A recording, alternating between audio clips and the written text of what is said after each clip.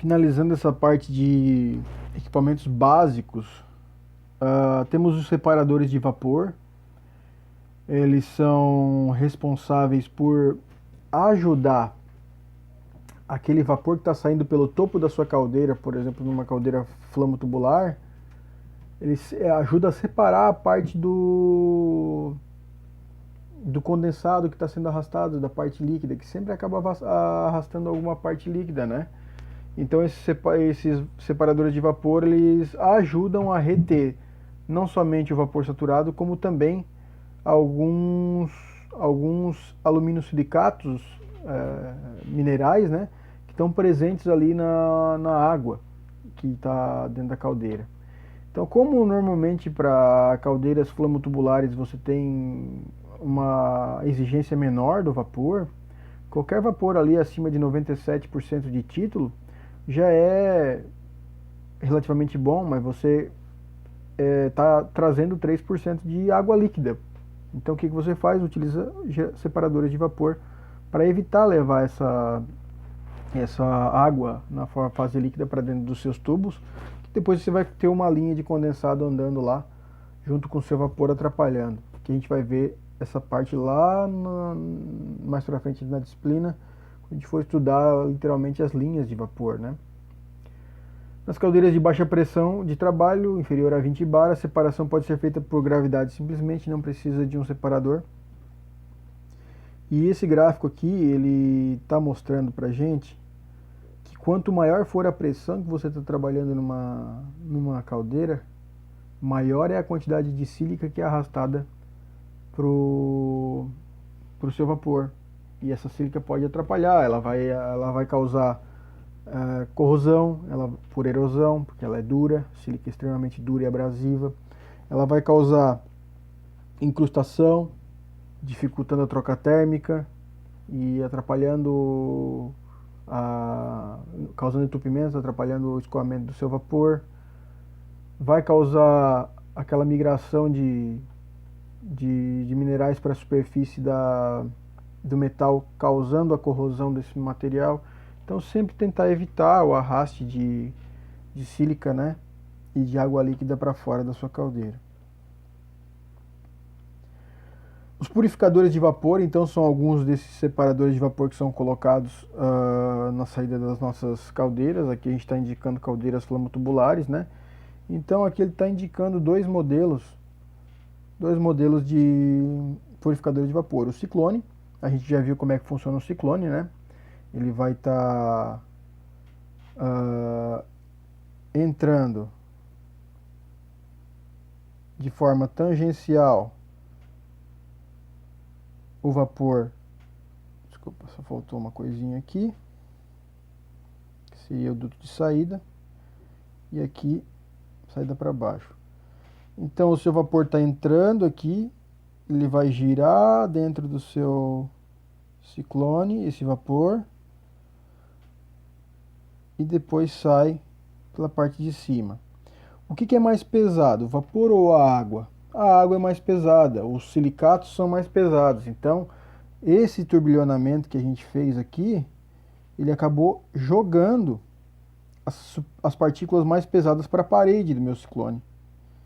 Então, elas vão se acumulando na parede e caindo aqui para baixo, enquanto o vapor consegue escapar pela parte de cima, mais limpo e com menos umidade. Um outro modelo são simplesmente você colocar defletores, placas perfuradas, placas corrugadas, onde o vapor vai tentar passar por essas placas e as gotículas vão acabar batendo ali e ficando, enquanto o vapor consegue passar por esses defletores e saindo mais purificado depois aqui pelos nossos dutos de saída. Sopradores de fuligem, então, eles são outro recurso que você pode fazer para diminuir o depósito de fuligem nas superfícies, né? Que vai melhorar a sua troca térmica quando você tira esses depósitos, essas fuligens das suas superfícies. E você coloca estrategicamente posicionado em alguns pontos onde você vai ter acúmulo de pó, acúmulo de sujeira, né? no gás. E por fim, aqui embaixo ele coloca um gráfico do desgaste médio de tubos de uma caldeira de operação durante 10 anos. Então a gente consegue verificar aqui que no começo ele tinha mais de 5, quase 6 milímetros de espessura a parede, e durante o tempo aqui ele foi sendo corroído, e em 10 anos ele chegou a ter menos de 3 milímetros a parede desse metal. Então isso indica que você tem que estar sempre atento à durabilidade da sua caldeira, se você vai conseguir trabalhar com aquele material até quando que seja tranquilo, de você não ter nenhum risco de causar um acidente, né?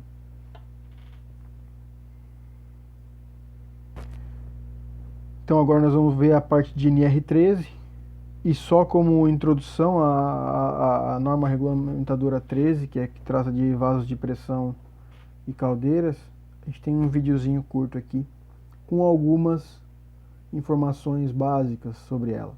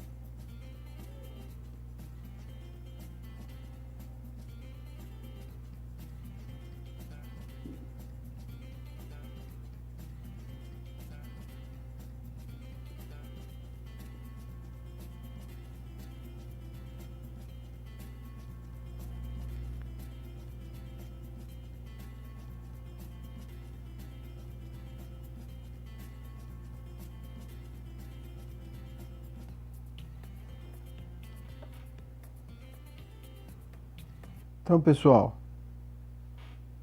vimos a parte de segurança, e são 3 pontos que vocês têm que ter na cabeça quando vocês trabalham com equipamentos que podem causar acidentes: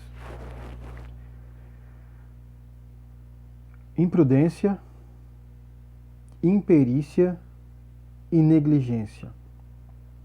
Vamos lá. O que é imprudência? É quando tu faz uma coisa e assume o risco de estar fazendo errado, de maneira que tu pode provocar um acidente.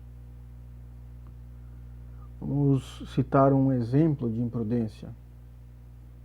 Você tem um carro que trabalha só com gasolina, e você resolve botar álcool nele, mesmo sabendo que o álcool não é o combustível dele. Então você está sendo imprudente. Você conhece o risco e está assumindo o risco daquilo ali não dar certo. Imperícia.